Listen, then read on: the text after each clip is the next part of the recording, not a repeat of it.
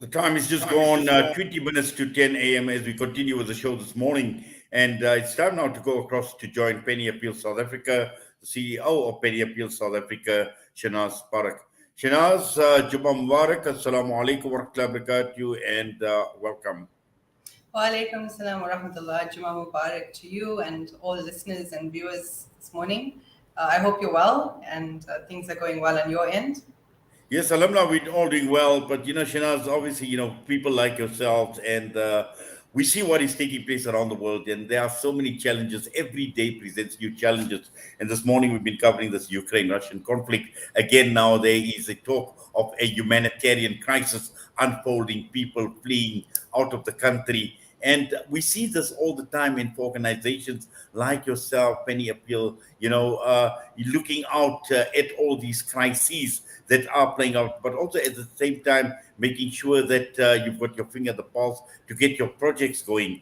And I'm sure, just looking at some of your current projects, again, some of them I know are ongoing, but again, every time, whether it's man-made, whether it's natural disasters, whether it's COVID, somewhere along the line, there are just so many challenges for organizations and people like yourself, Shahnaaz. Indeed, I think, being the humanitarian sector and obviously having to engage in the type of work that we're doing, there's so many different layers that we need to pay attention to. Like you rightfully said, so much is unfolding in the world currently. It becomes an inherent requirement for us to be able to keep our fingers on the pulse of what's going on around the world. Geopolitics, economies, the way countries are governed, different changes within legislation. All of this literally affects and impacts the humanitarian sector just as much as it would for any business or any corporate or anybody working in any other industry. I think a large part of it primarily owes to the type of work that we're doing, and geopolitics. And when we have these things coming about, such as conflict, we have wars, we have famines, there's a lot going on currently. And just yesterday, our team sat and we were just looking at some dynamics in terms of planning out for Ramadan.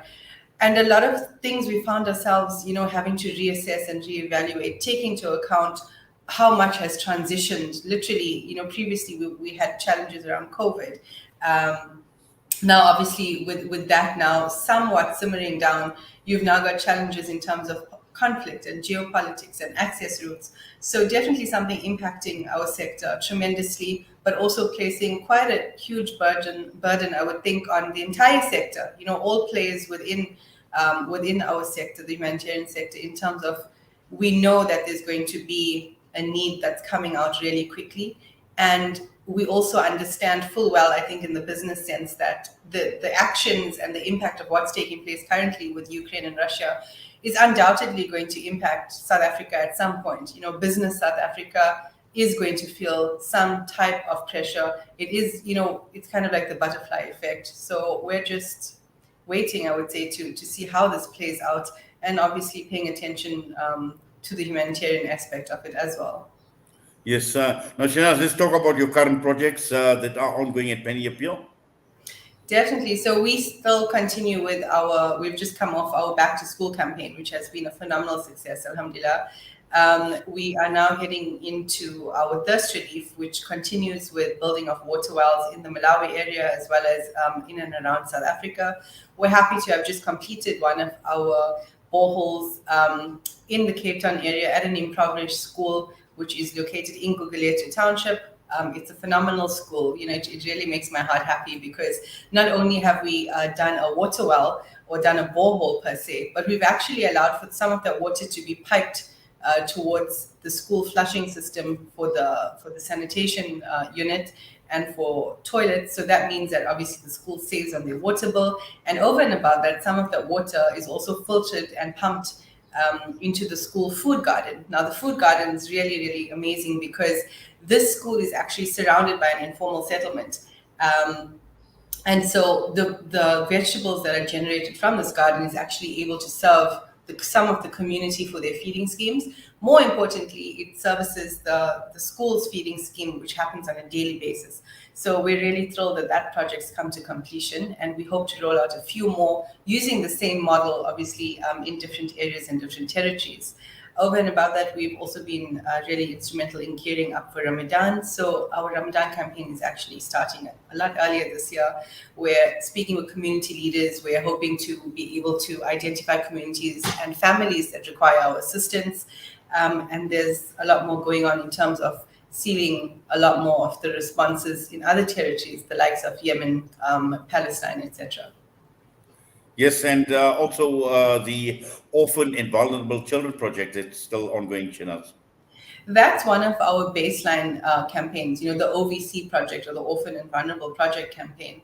It's a project that's really something that's ongoing for us, and we take it quite seriously because South Africa has one of the highest rates of orphaned and vulnerable children. And there's an interesting dynamic that's come up recently around the conversations of orphaned and vulnerable children, where there's a thinking and there are statistics to support the fact that since COVID, there has been a marked increase in the number of orphaned and vulnerable children. They're relating this primarily to COVID, to people that have passed on, to extended family that's passed on. You may have had situations where some orphans had one parent and that parent passed on, making them, without both parents. There's a lot of child-headed households. And so we've actually now increased the scale of our child sponsorship program. We've increased it to around 250 children across South Africa that are currently on our child sponsorship program. And that program literally pairs a donor with a child, and you're able to support that child with all of their needs throughout the course of the year. It goes on a year-on-year sponsorship. So there's an option for individuals to continue to support the child, decide they may want to support another child in another territory, or withdraw their sponsorship. But during that year, that child's actually able to receive school uniforms, stationery. They receive clothing for both the summer and winter months. There's school clothing around the winter months that's provided to them, and that's so important, especially for Johannesburg and Cape Town, who literally have a solid winter. There's food provided regularly to the household where this child is residing. There's also psychosocial support. We work with a team of social workers and experts to be able to address the individual needs of the child. So definitely a very detailed program, and so it's continuous all throughout the year. Our care workers and field workers are on the ground all the time, conducting house visits and home visits, seeing how they can better the lives of these children. We also have a general fund for orphans, and so we always encourage individuals, if you feel you're not able to support a child for that sponsorship value, they're always welcome to donate any amounts towards the general fund, because every cent and rand is literally used in support of this program for orphan and vulnerable children in our communities. Yeah. Now, Shahnaaz, I know you mentioned Ramadan, and virtually Ramadan's on our doorstep, and gearing up for Ramadan. Any other exciting events coming up? We're hoping to do, this is the first Ramadan where we're all literally not in lockdown. It's been so long since we've felt a good atmosphere of Ramadan. Not that the previous years haven't been, but there's been a lot that's happened in the last 2 years, a lot that's changed for us. So we're focusing a lot this Ramadan on being able to touch in and touch base with individuals. We want to be able to engage with our communities like we have. So we're planning a lot of activations in terms of meeting with communities, a lot of trade shows, a lot of road shows. We're also looking at exhibiting in relevant cities, so Durban, Johannesburg, and Cape Town, exhibiting at existing community events that are coming up. We're also planning on having a retail side of it, where we have a few items that we'll be selling off in aid of penny appeal projects. So things like our date project, which is hugely popular, as well as other gifting options. And Ramadan seems to, inshallah, be something that we're all looking forward to. There's a lot planned for on-the-ground work, and we're appealing for volunteers to come out and assist us at these distribution sites, at these activities. It's definitely a really, really great opportunity if you'd like to spend some time doing good, offering your time, offering your service to humanity. We urge you to consider signing up with Team Orange and assisting us during this month. And over and above that, I think we're really just looking forward to touching as many lives as we can during the month of Ramadan, inshallah. Well, inshallah. And for those who want to get involved, who do they contact, Shahnaaz? You're able to sign up for Team Orange through our website, which is www.pennyappeal.org.za. You're also able to call our offices if you'd like more information, and that number is 031 1100573. Alternatively, feel free to drop us an email on info@pennyappeal.org.za.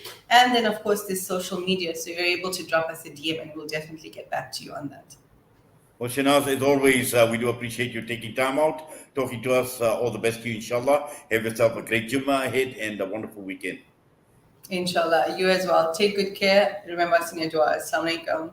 Walaikum salam wa rahmatullahi wa barakatuh. Shahnaaz Paruk, CEO, Penny Appeal South Africa, once again with us, just highlighting a number of issues that obviously humanitarian organizations like Penny Appeal does, and also someone sharing their projects looking ahead at this beautiful month of Ramadan as well. Now, just fresh news that has broken out, and we have been focusing on Ukraine. The latest announcement that has come through is Ukrainian males aged between the ages of 18 and 60 are now banned from leaving the country. And we've heard the Ukrainian leader saying that they're going to make available each and every person in the country to fight off the Russians. So this now has been breaking news that has just come out.